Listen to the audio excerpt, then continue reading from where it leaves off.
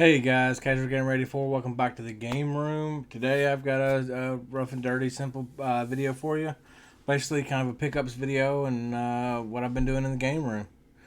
So stick around.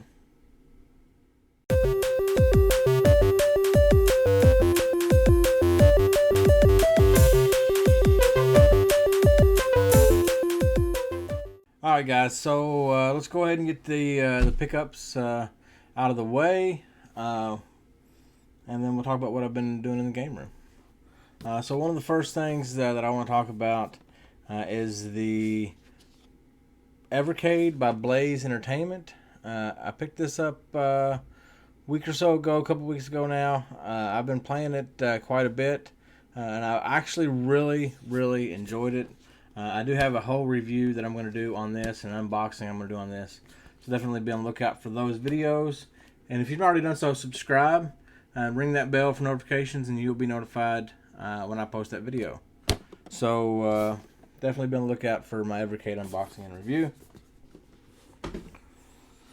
I went to the Flea Market, like Peddler's Mall kind of thing. You all know that I love those, and I find some good deals there. This past week, or actually a couple of days ago, in my hometown, and I really didn't see anything. It's kind of hit or miss. Like there'll be droughts, you know, month and a half, 2 months, that I won't find anything, and then I'll find all kinds of good stuff. But I did pick up Tailspin Volume 3 on DVD, and it looks like it is the final 11 episodes of that series. So I assume there's Volume 1 and Volume 2 out there somewhere that I need to track down if I want that full set, but we will see. And I picked up one game, Siphon Filter Dark Mirror. I remember playing the Siphon Filter games on the PlayStation, and I think I played a few of them on the PlayStation 2. It's not a super expensive game, but I don't hardly ever see it out in the wild. I'm turning it so I can get the light off of it. But I don't really see it out in the wild a lot, so I went ahead and picked it up for a couple bucks. It is complete and in really good shape, so glad to have that. And then I picked up, this is a good one. I never played the game. I've heard some people, really like the game.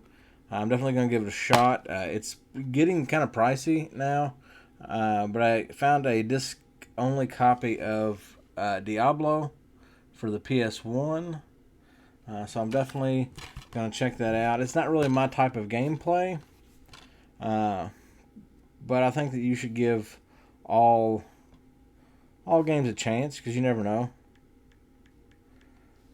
And especially, as I get older, like I said, this came out years ago, and definitely as you get older, your taste in games may change. If you just give it get at least, I can't talk tonight for some reason.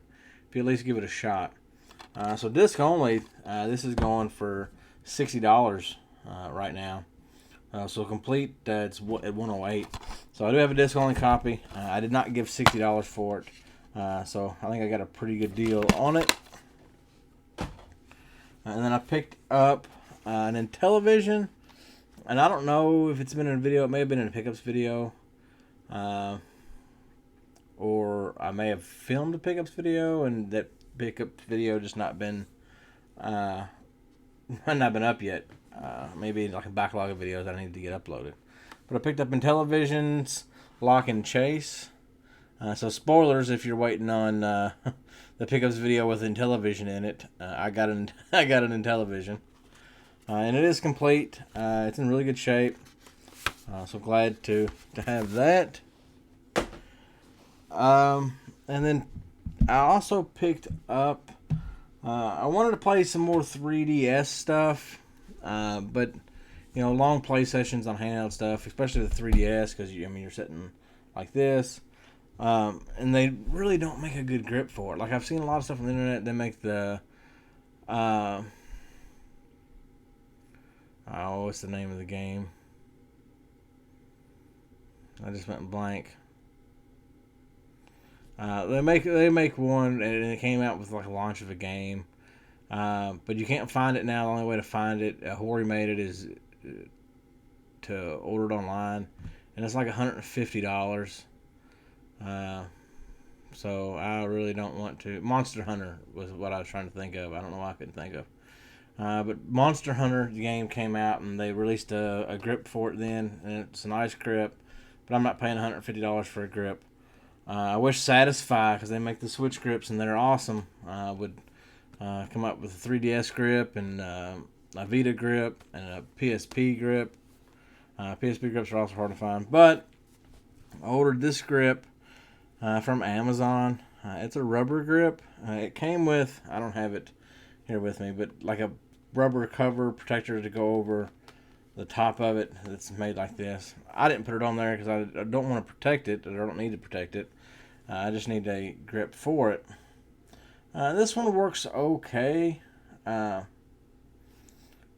These do absolutely nothing. They're not reliable, but you can sometimes push down on them, and just where it pulls the plastic, it'll pull the L or R buttons down. They're not reliable to use. They're just kind of hooks for your finger. But I like it, and my concern with it when I first opened it up was that it's got some flex to it, but I play a little bit of Mario Brothers, a little bit of Kirby on it, and it's not too bad.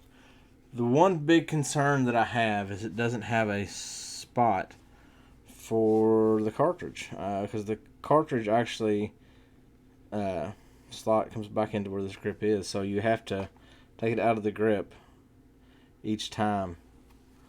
And I'm not opposed to that. I just know that over time, this type of rubber, it's going to stretch out, and then it'll be loose and floppy, and no one likes them loose and floppy.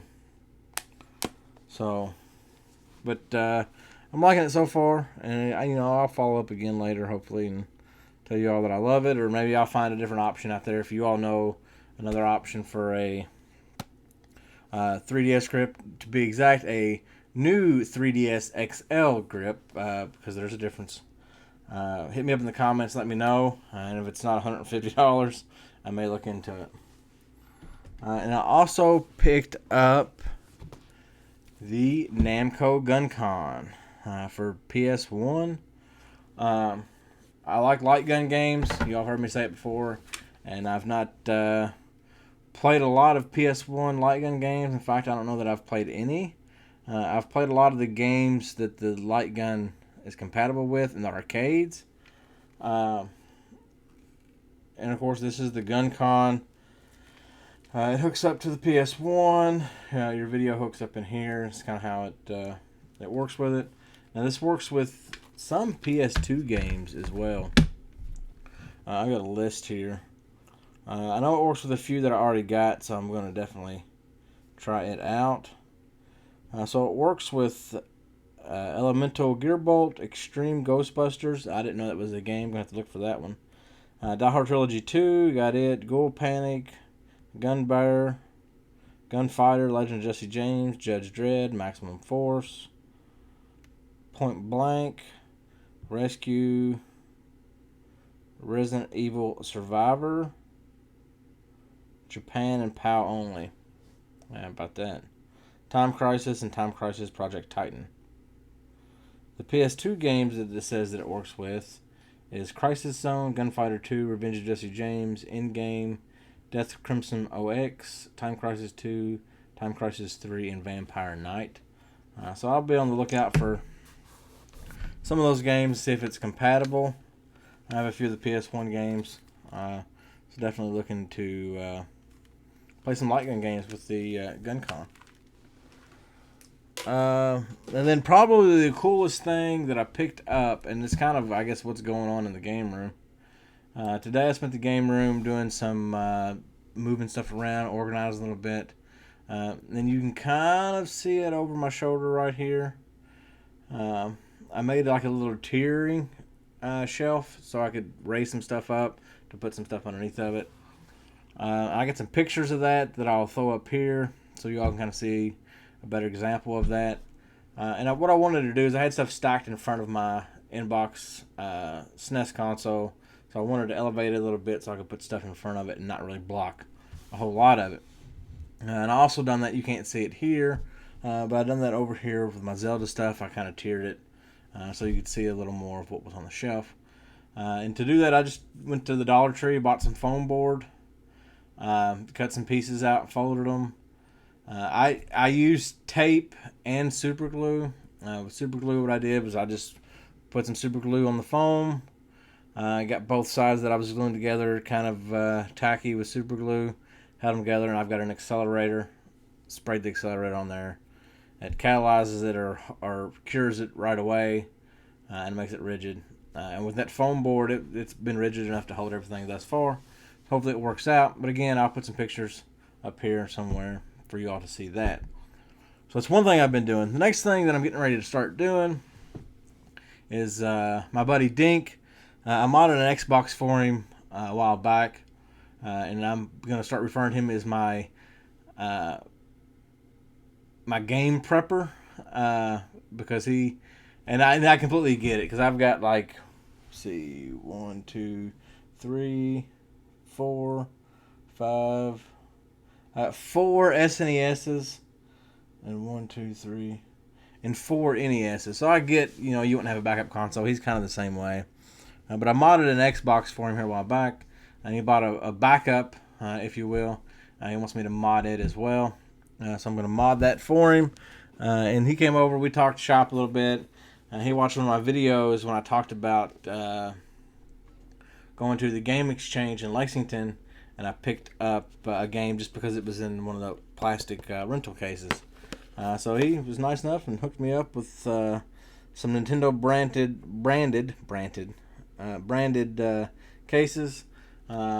Which is awesome. Glad to have these in the collection. He had some extras, so he hooked me up with these.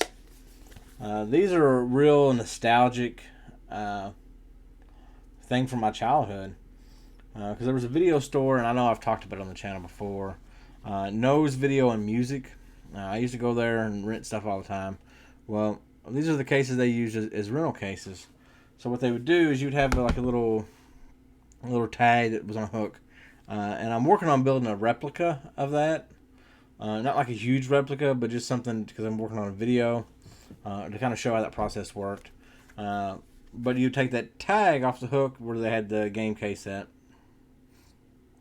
And it had a number on it. So it would be like NES 105 or whatever, or NES 52. And you take that tag to the register. And they had, of course, these on a shelf like this. Or they actually might have been like that.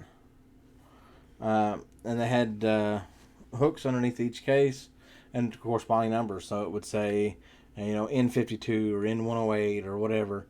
And they would put that tag on that hook, pull the case out, and they had a box. The game was in the case. They had a box that had manuals in it. So then they'd look through that box with the manuals in it, thumb through it, and find N98 or 108 or whatever. And then put the game in the case, put the manual in the case, and it was yours for the next, 3 days or however long the rental period was there. So those do hold a nostalgic place in my heart. So glad to have those in the collection, and they look good with the Nintendo logo on it, and they will protect your games for you. So guys, I guess that's all I got for today. Thanks for watching. And again, if you like the content, hit that like button. If you've already done so, hit that subscribe button down below. I would greatly appreciate that. I'm looking to get to that 200 so I can go back to my giveaway video and give away a video game. I said I'd do that when I got to 200, and well, I thought I'd get there sooner than now. But I'm still holding out, and whoever comments on that video or whoever had commented on that video will be in that drawing.